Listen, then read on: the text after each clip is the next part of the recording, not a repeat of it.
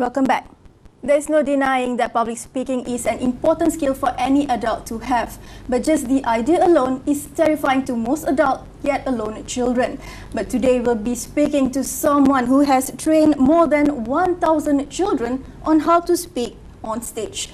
Thank you, Mr. Johan for joining us today and speaking with us. Thank you so much for having me here. Right. So, off the bat, can you tell us a little bit about your background? I'm Johan, the founder of Johan Speaking Academy. We have been in this business since year 2014.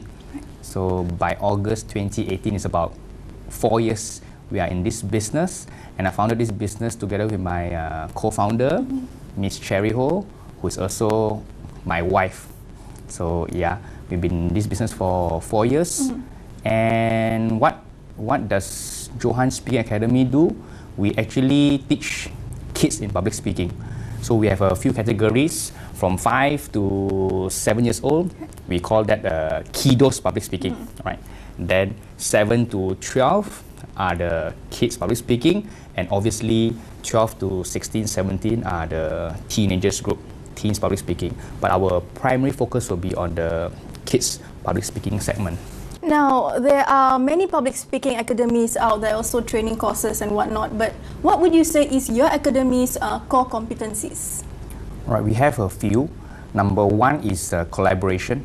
Okay. So within my partnering branches, we do collaborate, and of course we bring kids to real life experiences. Example, we went to Sunway Lagoon, Losor Tambun, we spoke at KL Convention Center, Ikano Shopping Centers. These are real life experience. So within my licensed partner, we collaborate and we do this outdoor activity. Second is actually creativity. And we need to be actually innovating a lot. So creativity is part of our core competency in our business. And also after 4 years, thankfully last year, we actually won the Creative Young Entrepreneur Award for the company. So creativity is the heart of the business. And of course, third one is communication. So we really actually talk a lot. What are our problems? How do we solve this? How do we market? So we actually brainstorm and share a lot of ideas. So the 3 C's, which is creativity, collaboration, and communication, are our core competencies. Like any other business out there in today's climate, there are many challenges. So what would you say are the challenges that your business specifically meets? I would say is actually educating the market. The year we started, even until today, we have to keep on educating the market. Now the perception of a lot of, I think it's the education system. So a lot of parents are focusing on those A's. Of course, that's good. We don't want to go to a doctor or dentist who doesn't score A's and they don't know what they're doing. So that is really important. But what about soft skills to actually complement these academic results? So we have to keep on educating the market.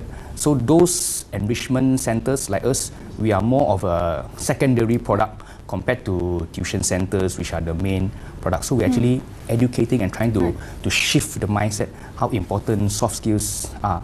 So that is one thing externally. And then one more is within ourselves, or maybe even in the industry, is to actually get good or great teachers.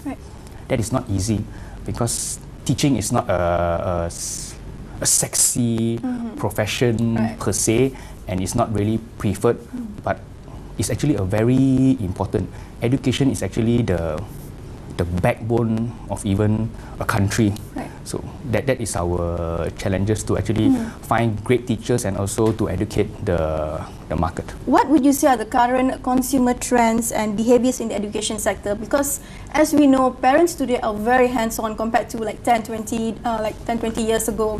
So would you say that parents today are more willing to fork out cash for their children to get all these extra classes outside of school? Yes. Actually, parents are slowly into this. And parents, they do work their whole life to actually give a very good education to their kids. The trend is actually from newspaper. In 2015, I read that in Job Street, 60% of employers actually reject candidates due to poor communication skills. And from NST, they said Malaysian students are unwilling and unable to actually speak up.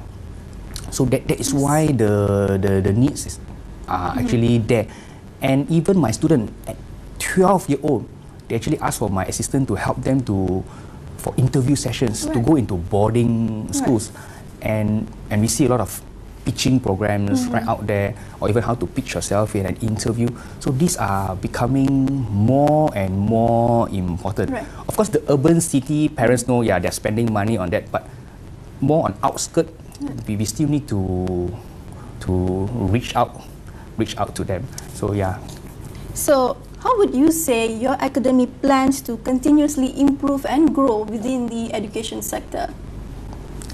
We would actually continue to innovate and be creative. Public speaking started in 2014. As time goes by, we actually add on a few other programs. Example, our kids YouTubing. So they have to speak in front of a video camera. This is a speaking academy. Right. And I realized a great public speaker doesn't mean they can be a great newscaster like you. Right. Or if you are a really good newscaster, doesn't mean you can be a very good radio, or even you become a good MC. So these are all different skill sets, but it's all about speaking. Right. So we innovate and we created kids YouTubing, and then even kids MC. So kids MC, my students were actually my wedding MCs. Right. Last year. So and then we have a kids tour guide program. They actually learn to be tour guides. Right. And then of course we also brought them to different places to enhance their skill. So we need to constantly innovate to be improving and growing. So now, what would you say are the long-term goals for your company? Like, where do you see the Johan Speaking Academy headed towards? Right now we have actually 10 locations running our program. I license them out. So our next target is actually to go to franchise, to franchise the business.